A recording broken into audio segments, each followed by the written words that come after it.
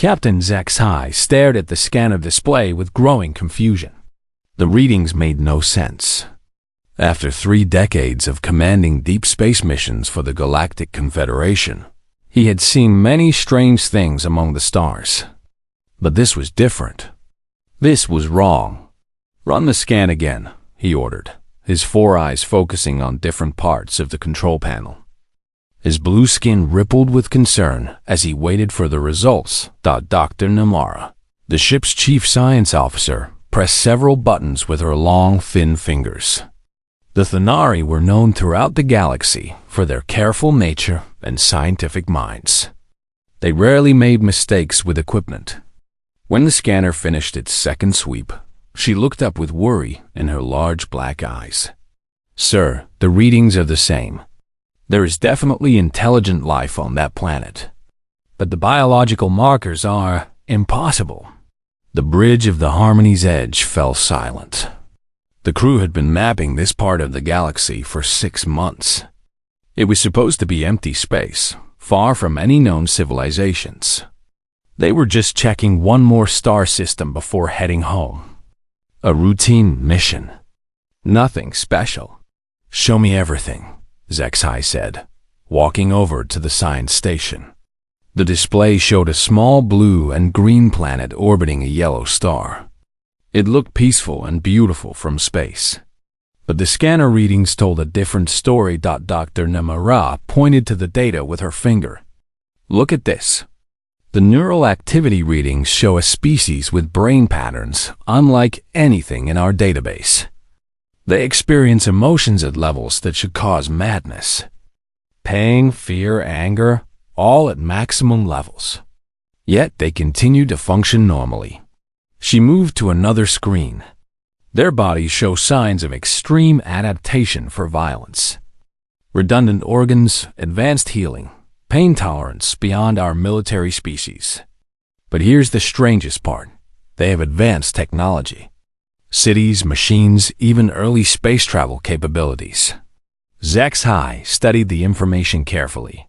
In all the history of the Galactic Confederation, every intelligent species had followed the same pattern.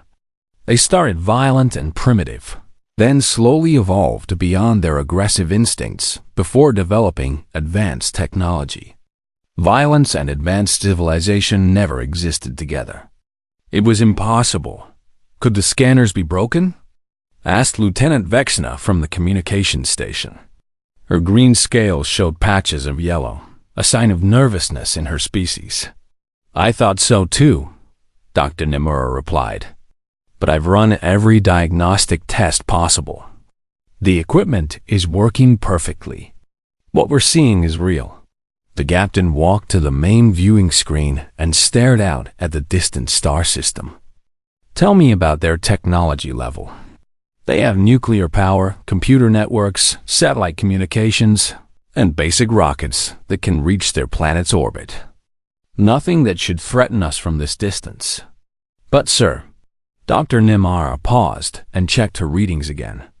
"They're building something large in orbit around their planet. The energy signatures are strange." "What kind of strange?" "The patterns match theoretical models for faster-than-light drive systems." "If I didn't know better, I'd say they're trying to build an FDL engine." The bridge crew exchanged worried looks. Species usually took thousands of years to develop FTL technology after achieving spaceflight. These beings had barely left their planet's atmosphere. "That's not possible," Lieutenant Vexna said. "Our scientists say it takes at least 50 generations of peaceful development to understand FTL physics. A violent species could never, unless they're not like other species." Dr. Nimara interrupted quietly. HFY felt a chill run through his body. He had served in the Confederation military during the Zephim conflict 20 years ago. The insectoid Zephim were the most aggressive species in known space, but even they had evolved beyond random violence before achieving advanced technology. What they were detecting on this planet suggested something far worse. "Sir," called the sensor operator, "I'm picking up electromagnetic transmissions from the planet. Lots of them. They seem to be communication signals. Can you translate them? The computer is working on it now. The mathematical and scientific portions are easy, but the language patterns are very complex. They seem to have hundreds of different languages on one planet. Dr. Nimara looked up from her station with alarm. Hundreds of languages? That suggests they haven't achieved global unity. They're still divided into separate groups. Separate groups with nuclear weapons and space technology, Zexai said grimly. The implications were horrifying.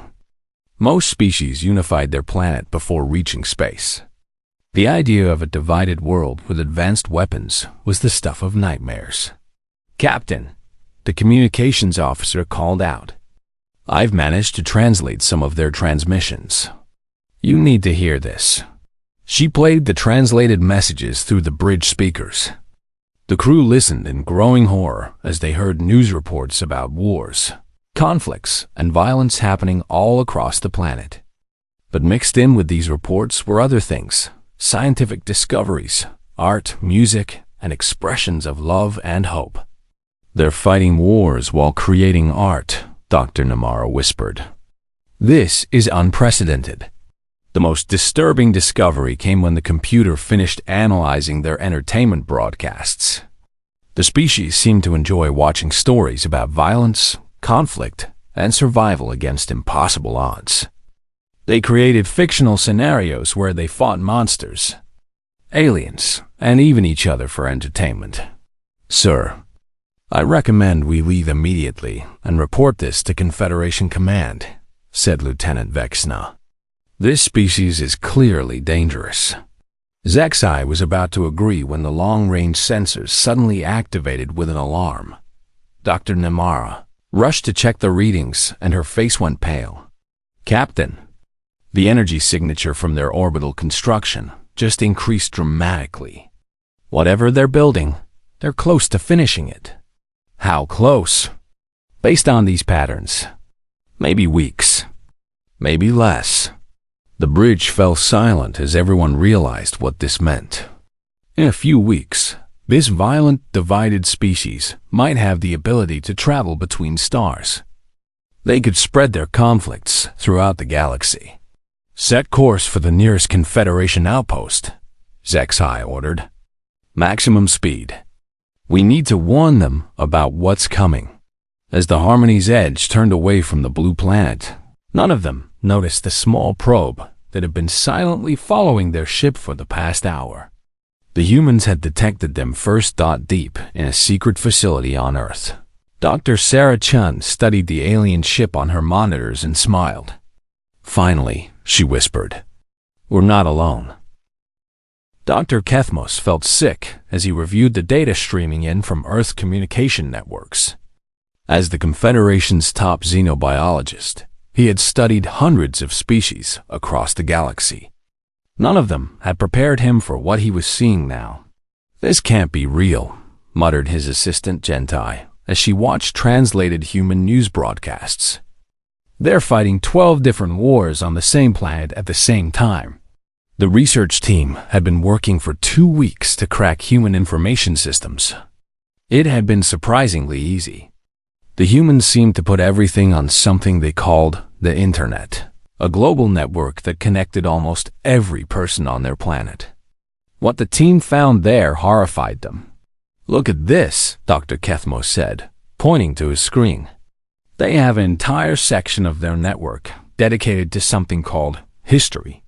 It's just war after war after war, going back thousands of years.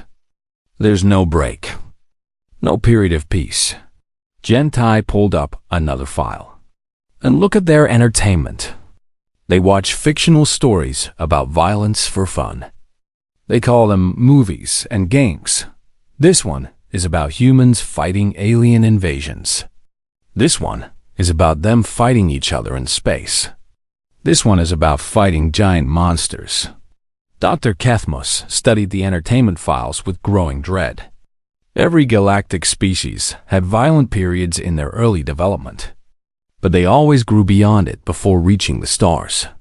These humans seem to celebrate violence, even in their peaceful moments. "Here's something strange," called out Morek from across the room. The young researchers specialized in cultural analysis. "They have something called sports. It appears to be organized violence for entertainment." "Show me." Dr. Kethmos said the screens filled with images of humans deliberately crashing into each other at high speeds, hitting each other with sticks while chasing a small disc, and throwing themselves off high places with only a rope attached. The humans watching these activities seemed excited and happy. "They do this for fun?"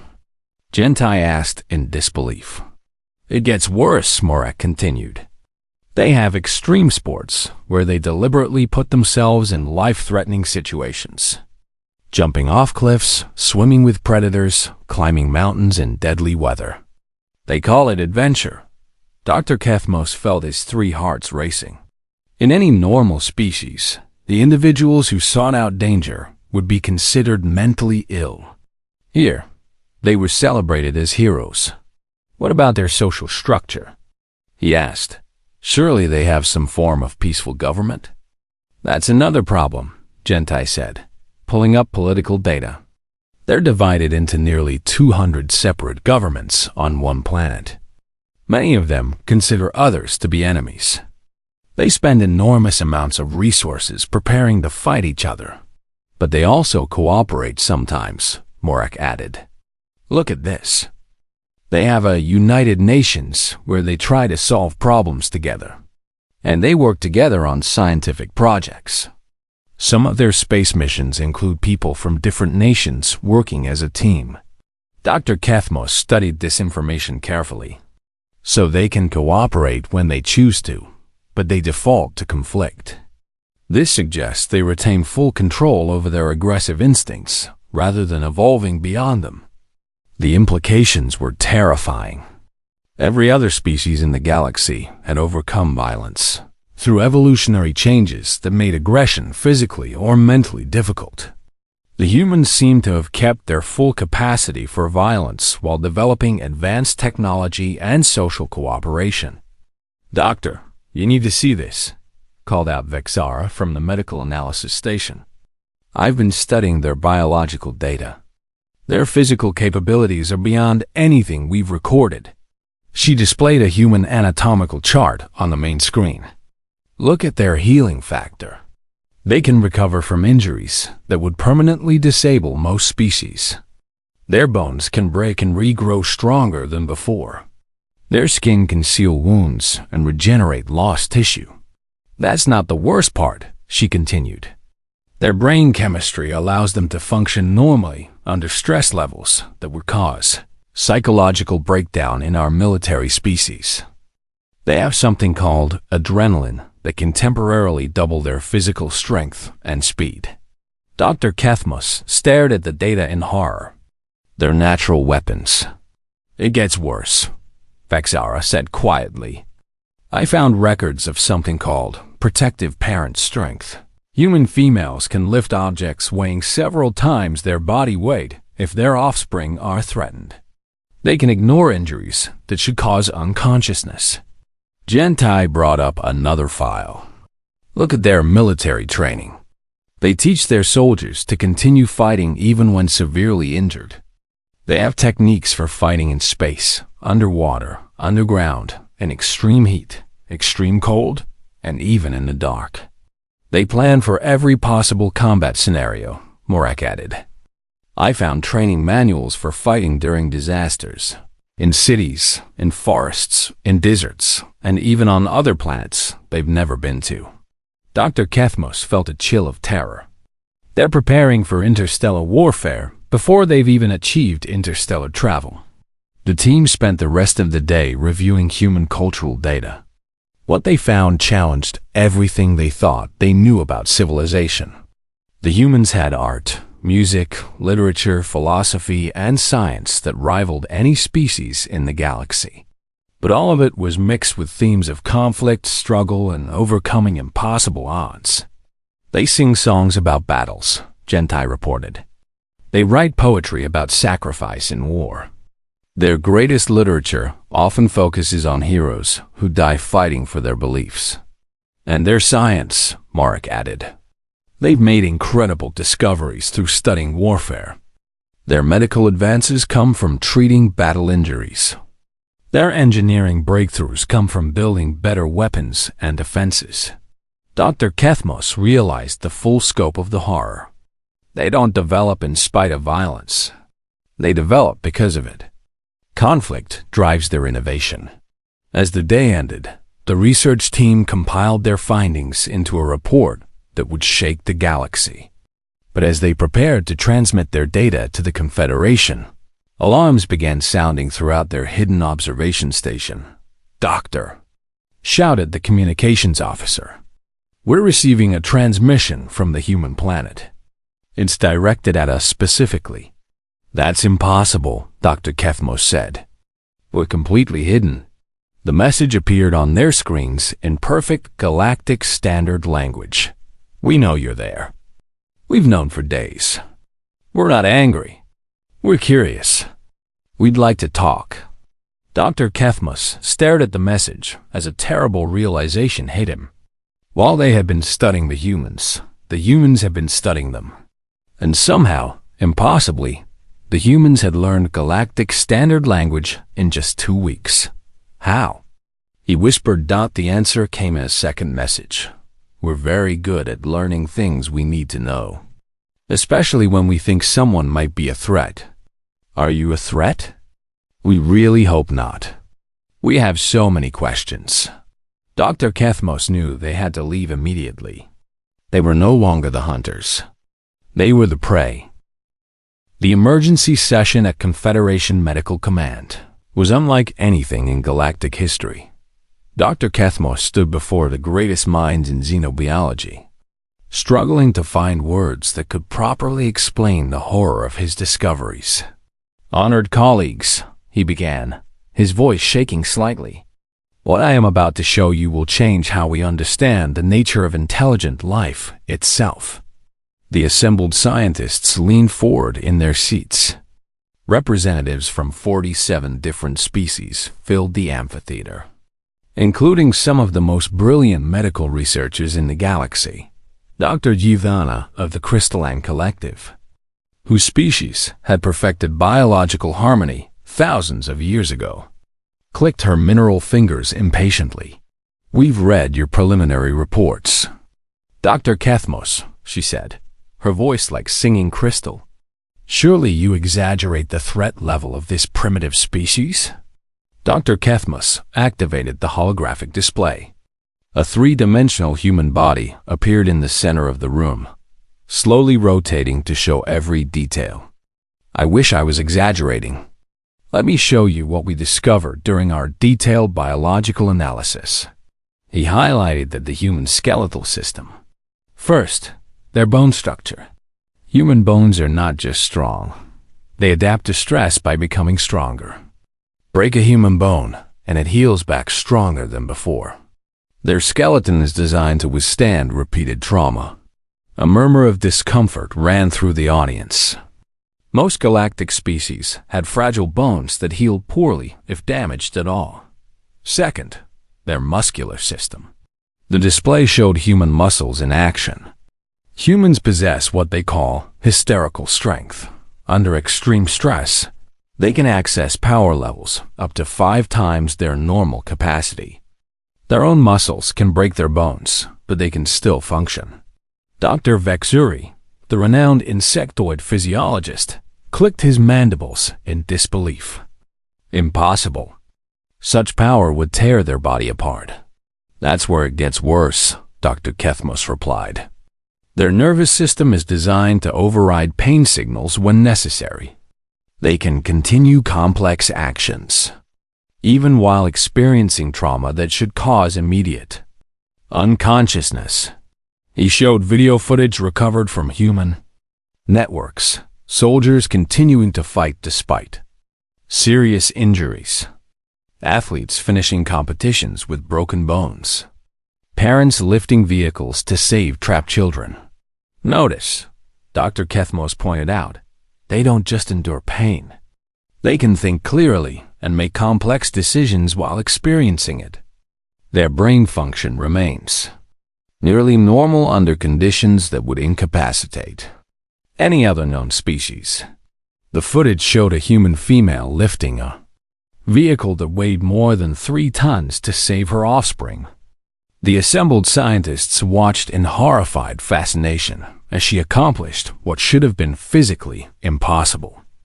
But surely, interrupted Dr. Morthick of the Peaceful Herders, their mental state must suffer from such extreme experiences?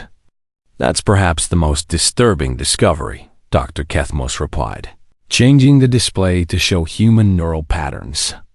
They call it post-traumatic growth. Humans often become psychologically stronger after surviving terrible experiences. Trauma doesn't break them. It teaches them. He showed brain scans of human soldiers before and after combat. Instead of the expected degradation, many showed enhanced pattern recognition, improved decision-making under stress, and increased emotional resilience. They learn from violence, he continued. Each conflict makes them better at surviving the next one. And they pass these lessons down to their offspring through something they call training. The display showed human children engaged in what appeared to be combat practice. But Dr. Kethmos explained these were normal educational activities, martial arts classes, competitive sports, wilderness survival courses. Human children are taught to fight from an early age. But they call it play, he said. Wrestling, tag, hide and seek, all of these are training for conflict scenarios. They prepare their young for violence while teaching them to enjoy it. Dr. Silama, the ancient Plantoid philosopher, rustled her leaves in distress. This suggests they haven't evolved beyond their predator origins at all. Exactly, Dr. Kethmos confirmed. But here's what makes them unique. They've retained all their predator instincts while developing advanced reasoning capabilities. They can plan, cooperate, and create art, but they're still apex predators. He showed human hunting behavior.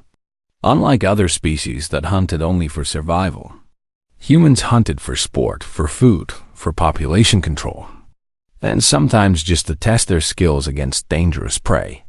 Look at this, he said, showing footage of humans swimming with sharks, climbing mountains in deadly weather, and entering caves that could collapse at any moment. They seek out danger for entertainment. They call it adventure, or extreme sports.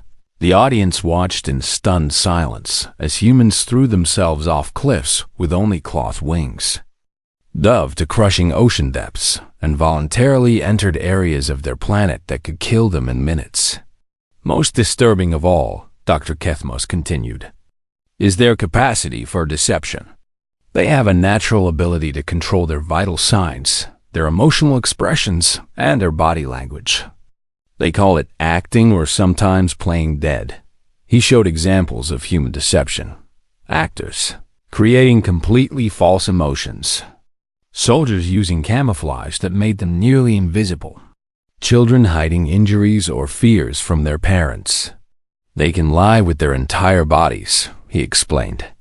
Heart rate, breathing, facial expressions, posture, all can be consciously controlled to deceive potential threats or prey.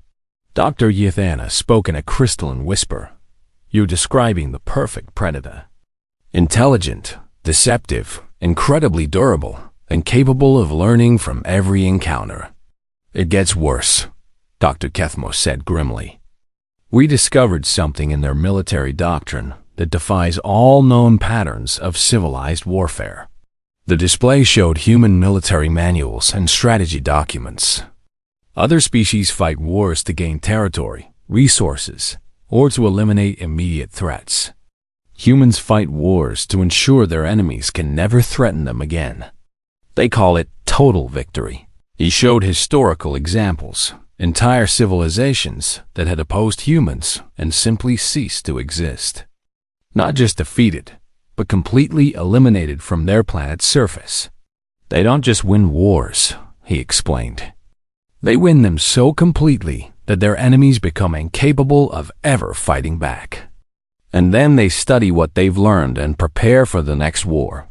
The final revelation came when Dr. Kethmos showed human science fiction, their imagined futures where they battled aliens, robots, mutants, and even other versions of themselves across time and space. They've already imagined and planned for fighting us, he said quietly. Before they even knew we existed, they were creating strategies for interstellar warfare. They've thought of scenarios we never considered possible. The amphitheater fell completely silent. In the thousands of years of galactic civilization, no species had ever been discovered that combined such physical capabilities with advanced intelligence and a culture that celebrated conflict. Dr. Yathena finally spoke for all of them. What you've described isn't just a dangerous species. It's the theoretical perfect galactic predator. If they achieve interstellar travel, Dr. Kethmos nodded gravely. They don't need to evolve beyond violence to reach the stars. They're gonna bring violence to the stars. As the session ended, every representative began sending urgent messages to their home governments. For the first time in galactic history, the Confederation faced the possibility of first contact with a species that might be more dangerous than all of them combined, and somewhere in space. Human ships were already being built with weapons designed to fight wars that hadn't happened yet. The Great Assembly Chamber of the Galactic Confederation had never hosted a meeting like this one. Representatives from 847 different species filled the massive space. Their various forms of communication creating a symphony of clicks, whistles, harmonics, and telepathic resonance that the translation systems worked frantically to decode. Chancellor Vorthak, the elderly leader of the Confederation Council, raised all 6 of his arms for silence. His species, the long-lived ancients, had guided galactic civilization for over 10,000 years. Never had he seen such fear in the Great Assembly. Fellow beings, his voice echoed through the chamber. We face an unprecedented situation. Dr. Kethmos has presented evidence of a species unlike any in our recorded history. The floor is open for discussion. War Prime Nexiska of the Zephim Collective rose first. The massive insectoid's carapace gleamed under the chamber lights as her mandibles clicked with agitation. The Zephim were considered the most militaristic species in known space, having conquered 12 star systems before joining the Confederation. I have reviewed the human military data, she announced, her voice carrying the authority of countless battles. These creatures have developed warfare tactics that exceed our most advanced strategies. They don't just fight to win. They fight to ensure total domination. She activated a holographic display showing human military history. Look at this pattern. Every major conflict drives innovation. They invent new weapons, new tactics, new forms of organization. War makes them stronger, not weaker. A ripple of unease passed through the assembly. Most species had abandoned warfare as they developed advanced technology. The idea of a species that thrived on conflict was deeply disturbing. Elder Yethora of the ancient Cosmetai floated forward on her energy platform. Her species had transcended physical form millions of years ago, becoming beings of pure thought and energy. When she spoke, her words appeared directly in the minds of all present. I have observed the mental patterns of these humans through the data recordings. Her telepathic voice carried undertones of deep concern. Their thoughts move in ways that suggest capabilities we do not understand.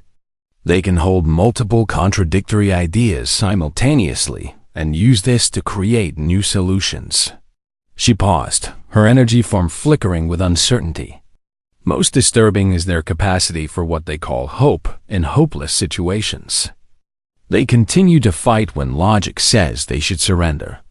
This makes them unpredictable and extremely dangerous. Ambassador Silthara of the Peaceful Garden Worlds stood gracefully, her plant-like form swaying gently. Her species had achieved perfect harmony with nature, and had not experienced conflict for over 50,000 years. "Surely," she said, her voice like wind through leaves, "we can guide them toward peaceful development." Every species has the capacity for growth beyond their primitive origins.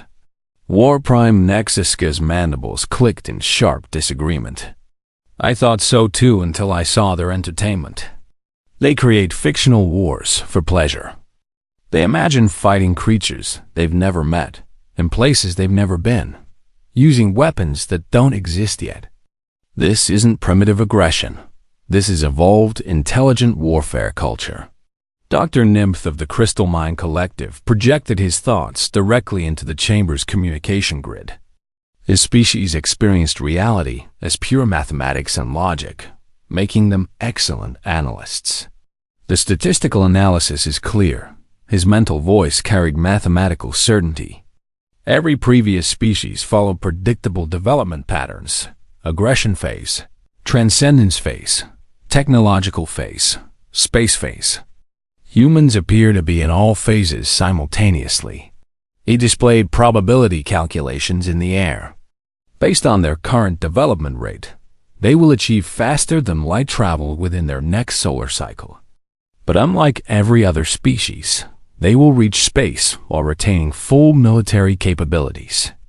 Hierarch Muldoon of the Democratic Councils stood to address the assembly. His species had perfected democratic governance across multiple star systems and prided themselves on finding peaceful solutions to all problems.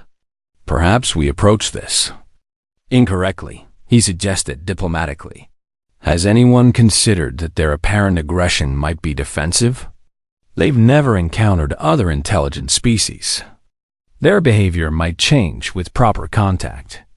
The response came from an unexpected source. Seer Alexandra of the Futuristic Guild rarely spoke at council meetings, as her species could perceive multiple possible timelines simultaneously. When she did speak, everyone listened. "I have looked into the probability streams," she said, her triple-voiced harmonics creating an eerie echo. "I see timelines where we make peaceful contact. In 73% of those futures, humans integrate successfully into galactic civilization. But in 27%, they become the dominant military force within 500 years. The chamber erupted in concerned chatter. The Futuristic Guild was rarely wrong about major probability trends. What about the timelines where we don't make contact? Chancellor Vorthak asked. Seer Alexandra's form shimmered with distress. "Those are worse. In 96% of no-contact scenarios, humans develop independently and eventually discover us on their own. In those timelines, they view first contact as either deception or potential threat. And their response?" War Prime Nexiska demanded. "They prepare for war before attempting communication." The assembly fell silent as the implications sank in. The humans would discover galactic civilization eventually. The question was whether to control that discovery or let it happen naturally. Mind-speaker Yelisa of the Telepathic Collective had been quietly monitoring the emotional resonance of the entire assembly. Her species could sense the true feelings behind spoken words. "I must share something disturbing," she announced, her mental voice tinged with fear. "I attempted to telepathically observe human thought patterns through the surveillance data. The experience was traumatic." She paused, visibly shaken. Human minds operate on levels of complexity and contradiction that cause physical pain to telepathic species. They can simultaneously love and hate, create and destroy, cooperate and compete. Their mental state would be considered severe psychological illness in any other species. Yet they function normally. Commander Jax Pole of the Military Coordination Force, a veteran of countless peacekeeping missions, stood to address the assembly. "I've been asked to provide a military assessment," he said grimly. "If humans achieve interstellar capability while maintaining their current cultural patterns, they will represent the single greatest military threat in galactic history." He displayed comparative analysis charts. Their individual physical capabilities exceed our best soldiers. Their tactical innovations surpass our strategic academies. Their technological adaptation rate is unprecedented. And unlike every other species, they genuinely seem to enjoy conflict. What do you recommend? Chancellor Vorth asked. Commander Jexpol looked around the chamber at representatives of nearly 1,000 peaceful civilizations. Honestly, I'm not sure we could stop them if we tried. Their own military doctrine includes plans for fighting superior technology. They've already theorized ways to defeat enemies more advanced than themselves. The debate continued for hours as species after species shared their analysis and concerns. The artistic collectives worried about humans contaminating galactic culture with violent themes. The scientific unions feared humans might militarize peaceful technologies. The trade federations wondered if human economics would disrupt centuries of stable commerce. Finally, Chancellor Vorth called for the crucial vote. 3 options lie before us. First, establish quarantine around human space and monitor from a distance. Second, attempt limited, carefully controlled contact to guide their development. Third, consider preemptive action to protect galactic civilization. The third option had never been seriously discussed in Confederation history. The idea of attacking a species before they became a threat violated every principle of galactic law and ethics. Elder Yethora spoke for many when she said, "We cannot become the monsters we fear they might be." But War Prime Nexiska disagreed. Look at the evidence. They're already monsters. The question is whether we become their prey. As the votes were counted, one thing became clear. For the first time in galactic history, the Confederation was afraid. Not of invasion, not of war, not of conquest. They were afraid of meeting their equals. The final tally showed a narrow victory for limited, controlled contact. They would try to guide humanity toward peaceful development while maintaining strict security protocols. None of them suspected that human satellites had already detected and tracked their observation ships, or that human scientists were reverse engineering alien technology. Even as the vote took place, the galaxy was about to learn that humanity's greatest strength wasn't their capacity for violence. It was their ability to surprise everyone, including themselves. The monitoring station's silent watch hung in space exactly 4.7 light-years from Earth, far enough to remain hidden yet close enough to observe human development. For 3 months, it had successfully tracked human progress while remaining completely invisible to their primitive sensors. The Confederation's plan was working perfectly. Until a WASN single quotes T. Captain Rexil was reviewing daily reports when alarms started blaring throughout the station. The Keltharian officer's tentacles curled with anxiety as she rushed to the sensor station. "Report," she demanded. "Captain," stammered the sensor operator, "we're detecting massive energy spikes from the human planet. Their orbital construction project just went active." On the main screen, Earth's orbital space lit up with the brilliant fire of newly activated engines. The humans had finished their faster-than-light drive 3 weeks ahead of all projections. "That's not possible," Rexilla said. "Our calculations showed they needed at least another month of development time." Dr. Yamara, the station science officer, looked up from her analysis console with fear in her large eyes. "Captain, they didn't just activate one FTL drive. They activated 7. They've built an entire fleet." Rexilla felt ice forming in her blood chambers. 7 ships? How did we miss the construction of 6 additional vessels? I think they built them underground, Captain. Or maybe underwater. Our sensors can't penetrate that deep into their planet's surface. Before Rexilla could respond, the communication station erupted with activity. Lieutenant Bexcore's scales were flashing bright red with panic. "Captain, we're receiving a transmission from the human planet. It's directed specifically at us. Impossible. We're completely shielded. The transmission is coming through our own communication array, Captain. Somehow they've accessed our systems. The main screen flickered and then displayed something that made every being on the bridge freeze in terror. A human face appeared, smiling with what the cultural database identified as friendly amusement. "Hello there," the human said in perfect galactic standard. "We know you've been watching us. We'd like to talk." Rexilla found her voice after several seconds of shocked silence. How are you accessing our systems?" The human smile widened, showing those disturbing white teeth. "Oh, we've been studying your technology for weeks. Ever since we detected your ship entering our solar system. Your stealth systems are very good, but not perfect. We're quite good at spotting things that don't belong." Dr. Yamara whispered urgently. "Captain, if they've been studying our technology, we have been," the human continued, apparently hearing their conversation.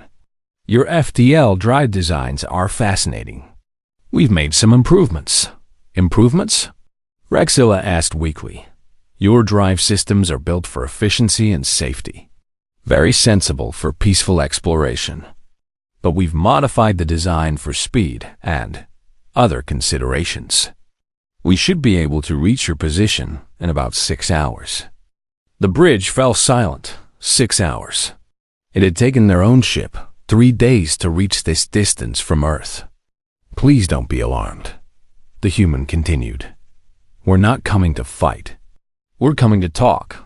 We have so many questions about the galaxy, and we'd love to share what we've learned about you." Rexilla activated the emergency transmission to Confederation Command while keeping the human on screen. What have you learned?" "Oh, quite a lot. Your species is fascinating. You've achieved interstellar civilization through cooperation and peaceful development. Very impressive.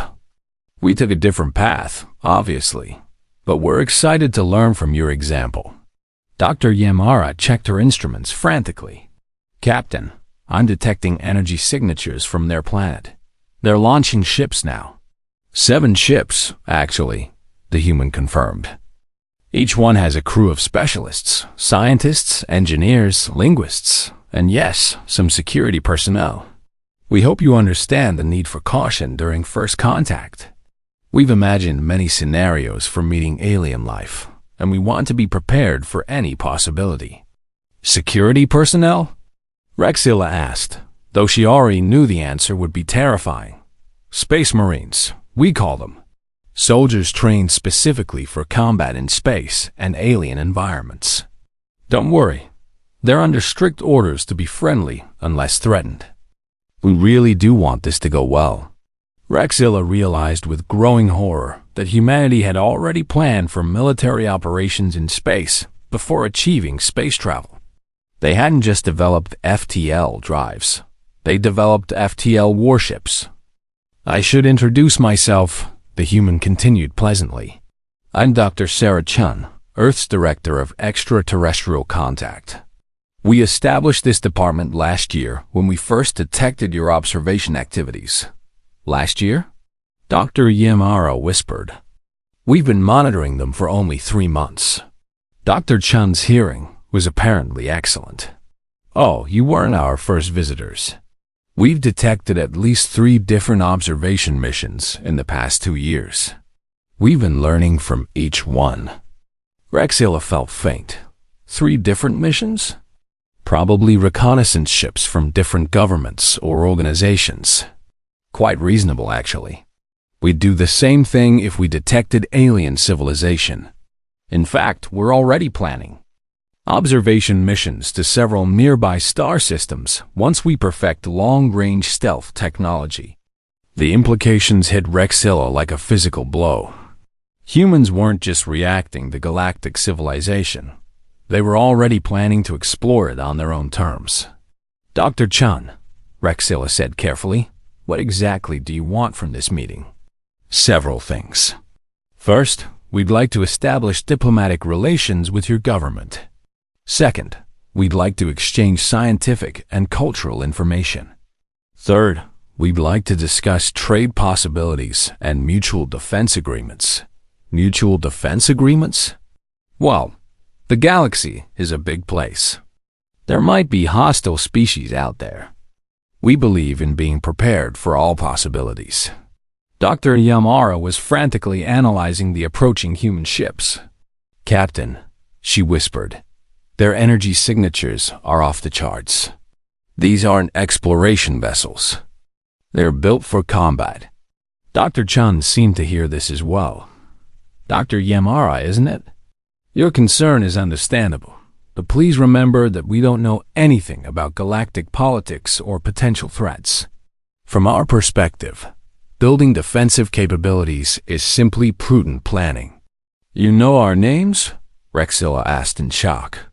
"We've been monitoring your communications since you arrived. Your translation systems are excellent, by the way. We've learned quite a bit about your species and your government structure."